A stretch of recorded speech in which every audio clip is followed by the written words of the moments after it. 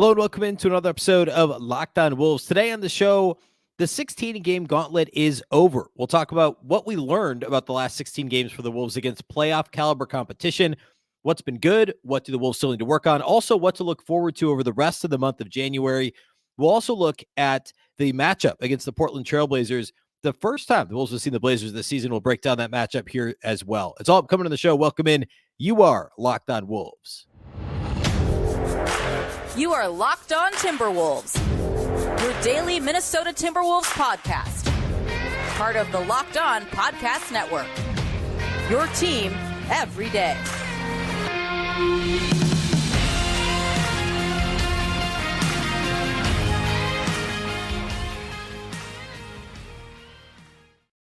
Hello and welcome to the Locked On Wolves podcast, part of the Locked On Podcast Network, your team every day. My name is Ben Beecken. I'm the host of Locked On Wolves. Today's episode is brought to you by Jase Medical.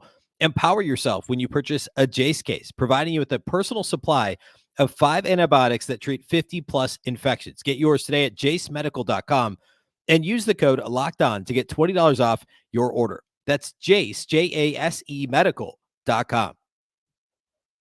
Happy Friday, everybody. Happy weekend and happy Timberwolves game day. The Wolves are back at home finally at Target Center after a 4-game road trip, taking on Portland for the first time this season. Portland just has 10 wins. They're the second worst team in the West, and I believe the fourth worst team overall in the NBA. We'll break down that matchup here in a little bit. I want to start the show with kind of putting a bow on this gauntlet. The Wolves have been on now for almost exactly a month. Actually, yes, exactly a month, since December 11th, I think it was. How have the Wolves fared over these 16 games beyond the record? Like, what have we learned about this team?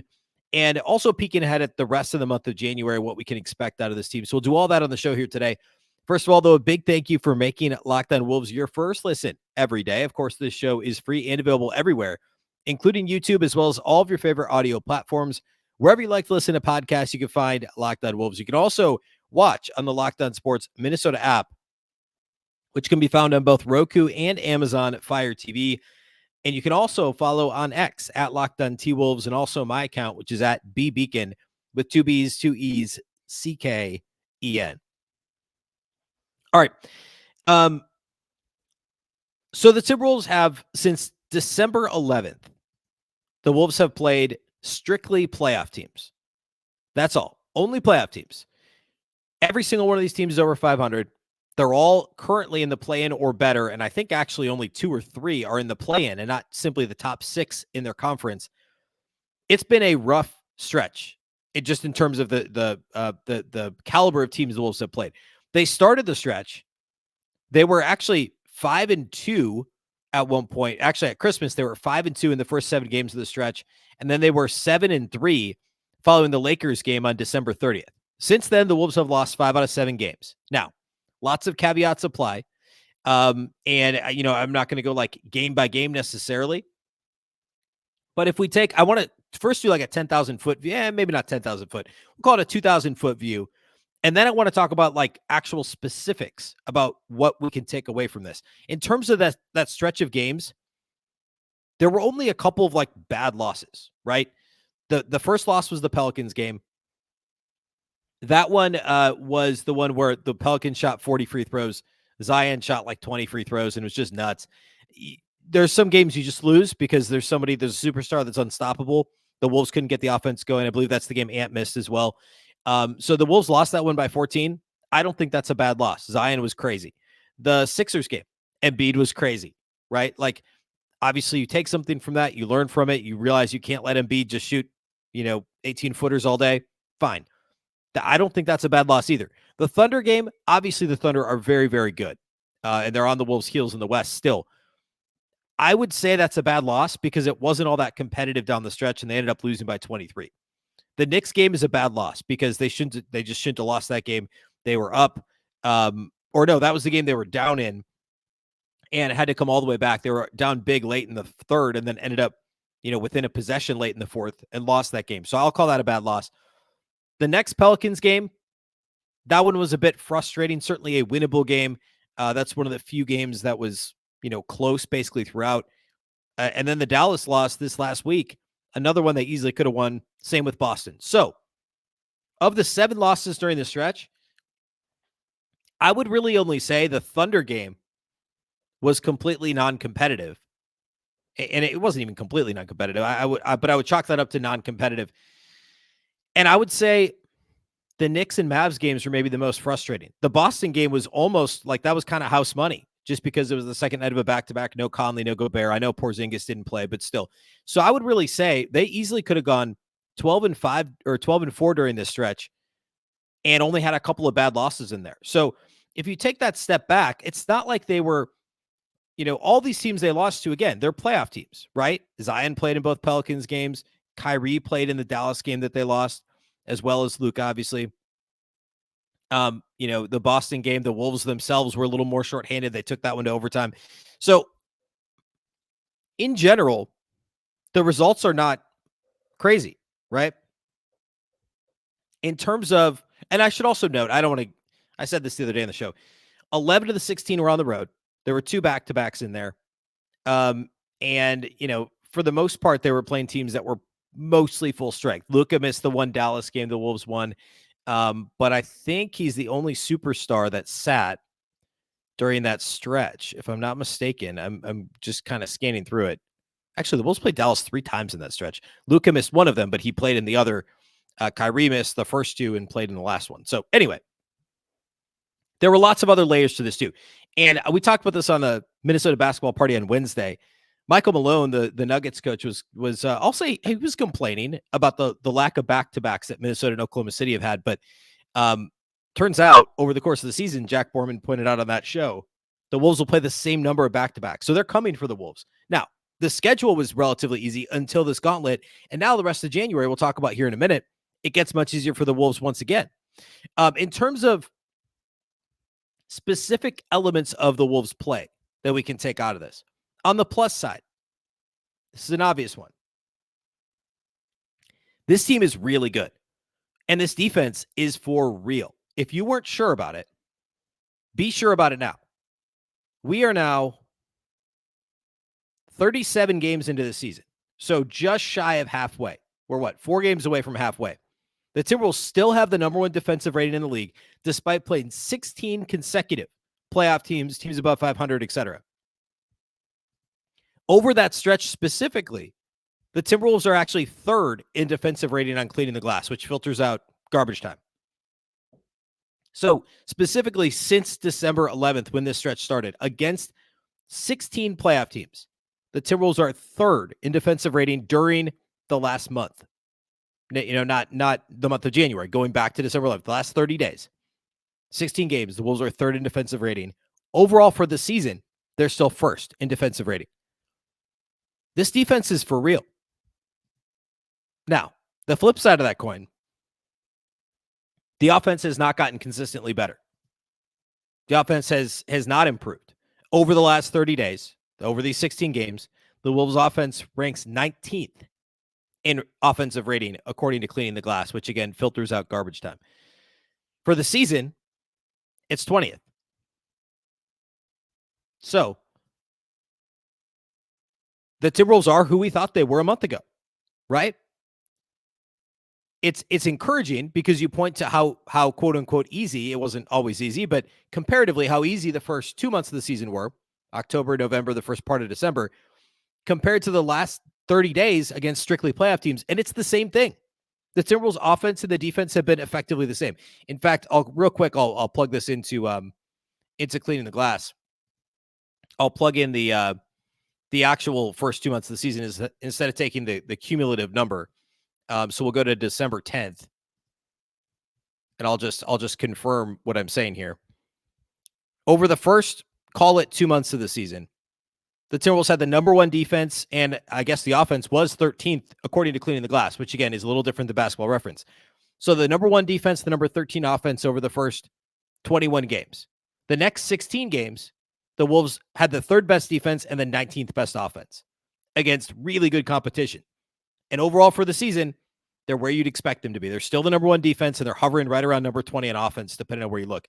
So the last 16 games have done nothing to sway me negatively about the Wolves. And I said this on the basketball party on Wednesday as well. I actually feel better about the Wolves because of how they've dealt with some adversity along the way. We'll talk a little bit more about that, but just know that the Wolves have continued to be the same team, for better on the defensive end, for worse on the offensive end, against really difficult competition as they had been the first 2 months of the season. I think that's really notable. All right. Next, I want to talk about a couple of other elements, including what I just alluded to, related to resiliency and the ability to not fall into some sort of a tailspin. I also want to peek ahead at the schedule for January, and we'll close with the Wolves-Blazers matchup. We'll do all that here next.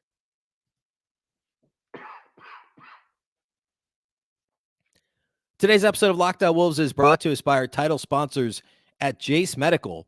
We all come to sports to escape from some of the crazy realities of real life, but let's just talk for a minute about preparing for real life. According to the FDA, pharmacies are running out of antibiotics like amoxicillin right in the middle of the worst flu season we've had in over a decade, which is pretty scary.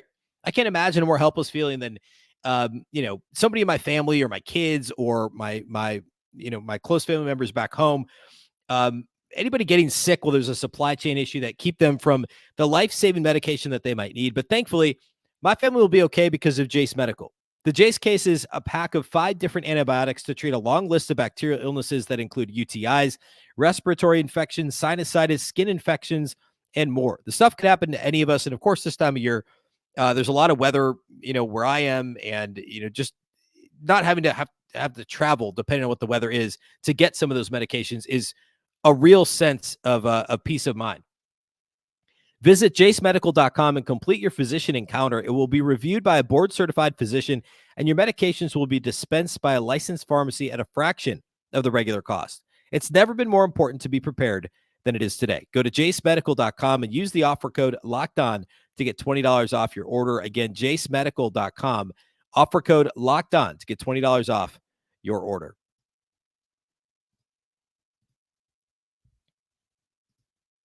Locked On has launched the first ever national sports 24/7 streaming channel on YouTube. Locked On Sports Today is here for you 24/7, covering the top sports stories of the day with the local experts of Locked On, plus our national shows that cover every league. Go to Locked On Sports Today on YouTube and subscribe to the first ever national sports 24/7 streaming channel. All right. So we talked about how the offense and the defense have been relatively the same. Good for the defense, not great for the offense. Resiliency is really, really something I really want to point to. We talked the other day about how even the best teams, I think this was Wednesday's show, like go to the Nuggets last year. They lost a bunch of games in March. They had a couple of 4-game losing streaks. The best teams, the championship teams, the number 1 seed, 60-win teams, they all lose multiple games in a row at some point in the season. And well, now we can say, sure, the Wolves have lost 5 out of 7. That's something of a skid, right? They still have not lost 3 games in a row this season. And we are a week away from being at the midway point game-wise in the schedule. They still have not lost 3 games in a row, and they've only lost 2 games in a row 1 time this season. It's remarkable. Now, I say that it's coming. Like, it will happen. Almost certainly this team will lose 3 games in a row at some point this season. But the fact that this team has, certainly they've had some good fortune. I know guys have been banged up. A couple guys rested this week. Cat missed a game. Ants missed effectively 3 games. But they've been relatively fortunate on that front, and that certainly contributes to it. They've had guys not rest, like Conley just had his first game of rest. Rudy technically missed with hip soreness, but the first game he's missed this season. But it also speaks to the coaching staff, and it speaks to the ability of the players to get themselves motivated to not fall into any of these slides. The Wolves were 1-2 at the start of the year. They ripped off 7 wins in a row after that, 1 loss, then 3 wins, 1 loss, then 6 wins, 1 loss, 3 wins. And then that's when this stretch started, or that's actually the first part of this stretch. So now that the Wolves get back into a more normal stretch, which we'll talk about here in a moment, could we see this thing turn back into like, hey, win 3, lose 1, win 5, lose 1? Like, is that what this is? Is that the cadence of the rest of the year? They don't have another stretch like this all season. They've got a little bit of a challenging one right at the end of January into February, and they certainly have some more back-to-backs, but they get a few more of these. They hadn't played Portland yet until tonight. So they get some of those sprinkled in, right? They get a lot more Utah sprinkled in. You get the rest of your Eastern Conference week schedule sprinkled in. It's perfectly conceivable the Wolves could continue this sort of cadence of what they did earlier this season of winning several games in a row and never losing more than 2 games in a row. That's entirely possible looking at the schedule, as long as they get relatively good fortune on the health front and continue doing what they do on defense. In terms of the upcoming schedule, we'll talk about the Portland matchup here in a second. If you're watching on YouTube, I'm going to throw up the next 5 games on your screen.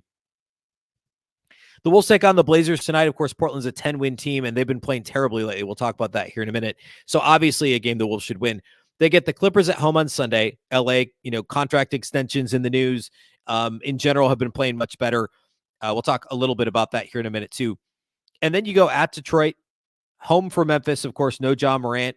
And, they were playing so much better with him in the lineup. It's terrible that he's hurt. Certainly a winnable game, although it's the second night of a back-to-back after traveling. Home for OKC is tough, right? So the next 5 actually aren't all that easy besides Portland and Detroit. I guess Memphis should be easy, but it's still a back-to-back. Then after that, which isn't on your screen right now because my graphic only goes 5 games, but after that, you go at home for Charlotte. So that's part of a 3-game homestand. Home for Charlotte, at Washington, at Brooklyn, at San Antonio. So the next 9 games the Wolves will be favored in. 5 of the next 6 are at home. Only 2 are against likely playoff teams, and that's the Clippers and the Thunder. Then it gets a little tougher again. You go at Oklahoma City. The end of a 4-game road trip is going to be very tough. Home for Dallas, Orlando, and Houston, all likely playoff teams. And then at Chicago, at Milwaukee. It's weird. It's a 5-game road trip. I'm sure the Wolves will stop at home in between. Oh, it's got to be the All-Star break, right? Yeah, it's got to be. At Milwaukee on the 8th. No, it's not the All-Star break because they play again on Monday. I'm a week off for what that is. So yeah, that's a weird one. The Wolves are in Milwaukee on February 8th. That's a Thursday. They don't play again until Monday. They get 3 days off and then 3 games on the road, the Clippers and 2 at Portland. So that's a bit tougher. But this next stretch of like 8 games, the Wolves will be favored in 7 of them. And they really should go like 6-2. It's a very, very winnable stretch for Minnesota. Like sitting here right now, if I'm looking at the rest of the month's schedule, I'll call that, I like the way the Wolves match up with the Thunder, and I feel like they probably could win that game. But I'll say they split the OKC and Dallas games. They're going to win the rest of these. They play Oklahoma City twice, I guess. So we'll say that they win 2 out of the 3. 2 against the Thunder, 1 against Dallas. Say they lose to the Clippers. They should win the rest of them. So that's 1, 2, 3, 4, 5, 6, 7, 8, 9, 10, 11. I'm going to say that I'll say they go 8-3 the rest of the month. And I don't think that it could easily be 9-2. They will be favored in every game except for at Oklahoma City. They'll be favored at home against Dallas. They'll be favored at home against OKC. Assuming relative health, they'll be favored at home against the Clippers. So they'll be favored in 10 of 11, and I think they'll go 8-3 the rest of the month of January. I'll try and remember to check in on February 1st too to see how I did here on that prediction. But that's my thought here the rest of the month. All right, I want to close the show by looking at the Blazers matchup. We've not seen Portland. And head coach, old friend Chauncey Billups, head coach of the Portland Trail Blazers. We'll talk about that matchup. We'll peek ahead briefly to the Clippers, who we haven't seen either. They play the Clippers on Sunday. So we'll talk about all that here next.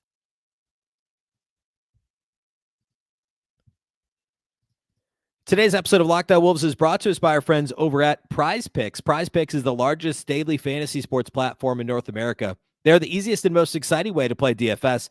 It's just you against the numbers. Instead of battling thousands of other players, including pros and sharks, you pick more than or less than on 2 to 6 player stat projections and watch your winnings roll in.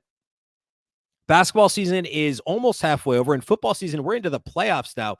But this weekend, you can still pick combo projections across football and basketball from the Specials League.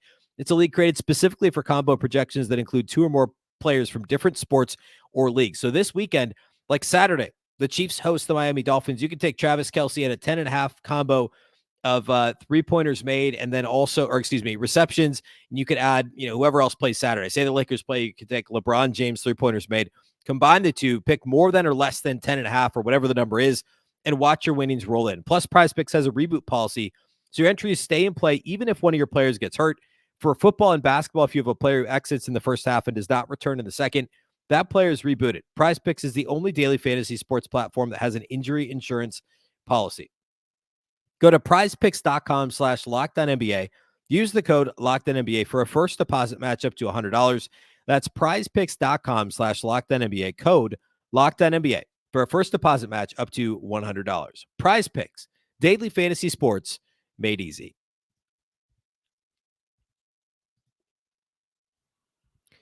All right, the Timberwolves have not seen the Portland Trailblazers yet this season. Portland is 10-26. They're, of course, last in their division. They're second to last in the Western Conference, behind only the 6-win Spurs. The Wolves have already beaten, I believe, twice, and should still have to play twice this season. So, absolutely a winnable game. Portland has been, what's the best way to say this? Well, they scored. So Thursday night, Portland actually lost by it was the 5th largest margin of victory of all time. They lost by 62 points at Oklahoma City. They scored just 77 points against the Thunder in this game. Nobody on the team had more than 2 assists for the Trailblazers. It was a complete debacle. Portland's lost 5 out of 6. Their only win coming at Brooklyn in an overtime win, a high-scoring overtime win, 134-127. This is the 7th game of a 7-game road trip. It's also the Wolves' first game back after a 4-game road trip, which the first game back after a long road trip is notoriously difficult. But I don't know that it's necessarily more difficult than the last game of a 7-game road trip for a team that got beat by 63 the night before. So this is the Wolves should absolutely win this game. But I'm still certainly gun shy from last year, and the amount of times that the Timberwolves kicked away teams against far inferior teams. That said, the Wolves are 14.5-point favorites over at FanDuel, our friends at FanDuel. 14.5-point favorites at home against Portland. There is no excuse in this game. Portland is likely to be missing DeAndre Ayton. Of course, Robert Williams is out for the year. They've got a couple of other injuries as well. So they're a little bit shorthanded. They're already painfully young. I mentioned they've lost 5 out of 6. But you go back and look, I mean, they've had a 7-game losing streak already this season. They've had an 8-game losing streak this season. It's just, again, last game of a 7-game road trip, back-to-back travel, all that stuff. Minnesota should win this game. I don't know that I'd take the Wolves minus 14.5, though. That's pretty aggressive. But take the Wolves money line. I'm sure you won't win a whole lot on that, but it really feels like a game that the Wolves should win going away. In terms of the actual matchup, which I guess we should talk about who Portland does have. Portland is the 29th ranked offense in the league. They scored 77 points on Thursday night. Also, the game before that, they scored 84 points in their loss to the Knicks. They've actually, another side point here. The Nuggets. The Blazers have scored less than 100 points in 4 of their last 6 games. Think about that. This is the year 2024 now. In 4 of their last 6 games, the Nuggets have, I keep saying Nuggets, the Blazers have scored less than 100 points. It's incredible. They have the 29th rated offensive rating in the entire league. Over the last 2 weeks, they have the 30th offense in the league, which maybe isn't surprising given the stat about scoring less than 104 out of the last 6 games. They have the 30th offense over the past 2 weeks, according to Cleaning the Glass. On the defensive end of the floor, well, actually, no, let's hit another offensive thing here. The Blazers are 7th to last in terms of free throw rate. They're dead last in effective field goal percentage. Their team effective field goal percentage is 50.4%. The Timberwolves still have the league's best defensive effective field goal percentage. This is the number 1 field goal percentage defense against the 30th ranked field goal percentage on offense. That alone should, the Wolves should be holding this team below 100 points. I don't know how else to say that. Portland doesn't really do anything all that well on the offensive end. They turn it over a bunch. They're a pretty good offensive rebounding team, but if Ayton doesn't play, obviously he's a big piece of that. So besides him, there's not a whole lot else on the glass for them. They don't really get to the line all that much. It's just not a good offensive team. I mentioned nobody had more than 2 assists on this team on Thursday in Oklahoma City. Anthony Simons, he's the one that had the 2 assists. He also had them in scoring with 14 points or something. He's only played in 15 games this season, so Obviously you got to contend with him. He's had some good games against the Wolves in the past. He's averaging about 25 points per game. And of course, Jeremy Grant's still on the team too. So, there's a couple of guys that are legit NBA rotation guys, but that's kind of where it stops. The rest of this team is very, very young, with a couple of, Vats, Matisse Thybulle and others. But of course, Scoot Henderson. Henderson shot 4 of 21 in OKC, 1 of 9 outside the arc. He's had a bit of a, call it more valleys than peaks so far in his rookie season. So a very winnable matchup. The one thing Portland does do well that doesn't bode all that great for the Wolves, and one of the reasons why I actually think I wouldn't take the Wolves minus 14.5, I think this game's a little closer than it should be, is because Portland's number 1 in defensive turnover rate. They force opponents into a ton of turnovers. I haven't watched a ton of Blazers this year, but I would imagine there's a lot of gambling going on, given the youth of this team. That could be something the Wolves could exploit, but then again, the Wolves struggle quite a bit with committing turnovers themselves. So that's the one thing I'd look out for, is the Wolves committing unnecessary turnovers, making them sloppy passes. Now, it's been better the last, I would even say 3 games, really going back to the Dallas game. The Dallas game, the Orlando game, and the Boston game, turnovers weren't too bad, except for the close late crunch time situation, end of the fourth quarter overtime against Boston. I think the Wolves had 5-6 turnovers in that stretch and had 3 turnovers in that stretch. But besides that, it's been a little bit better. I would still look out for it. So the Wolves committed turnovers, the Blazers forcing turnovers, and then also offensive rebounds for Portland would be the other thing. They miss a lot of shots, so there's a lot of opportunity for offensive rebounds. But even offensive rebound rate wise, they're very good. They're 6th in the league. So pay attention to those things. I would say those are kind of the keys against Portland. Minnesota should win this thing by double digits.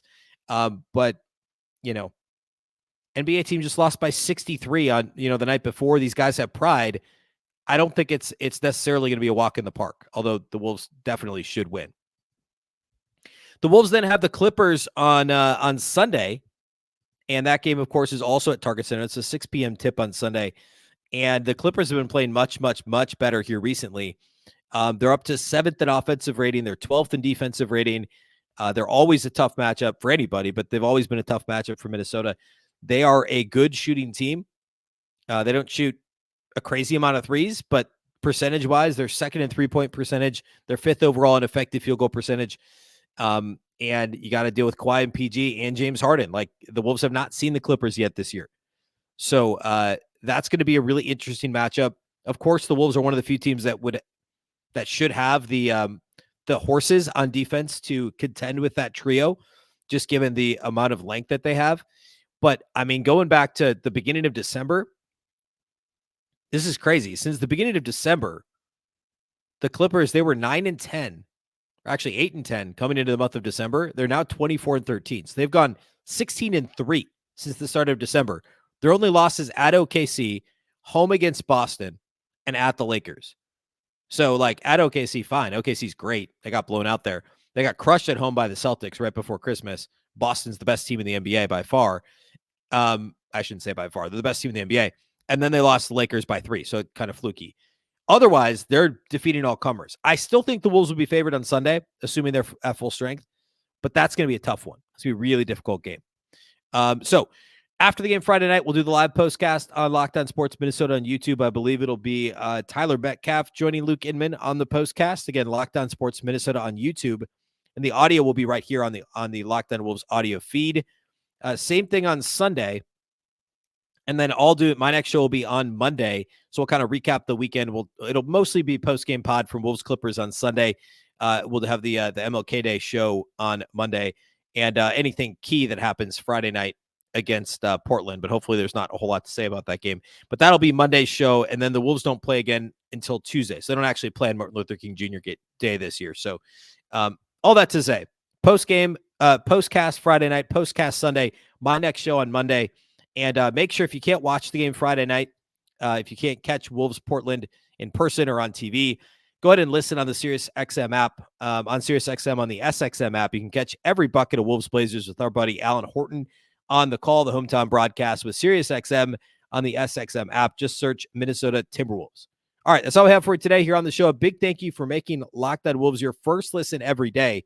Of course, this show is free and available everywhere, including YouTube, as well as all of your favorite audio platforms. Wherever you like to listen to podcasts, you can find Locked On Wolves. You can also watch on the Locked On Sports Minnesota app on both Roku and Amazon Fire TV. And you can follow on on X at Beecken or at Locked On T-Wolves. Don't forget the T. Of course, the Locked On Wolves podcast is part of the Locked On Podcast Network. Remember, the Locked On Network is your local experts on all the biggest stories. Once again, I'm Ben Beecken. This is the Locked On Wolves podcast, and we'll catch you next time.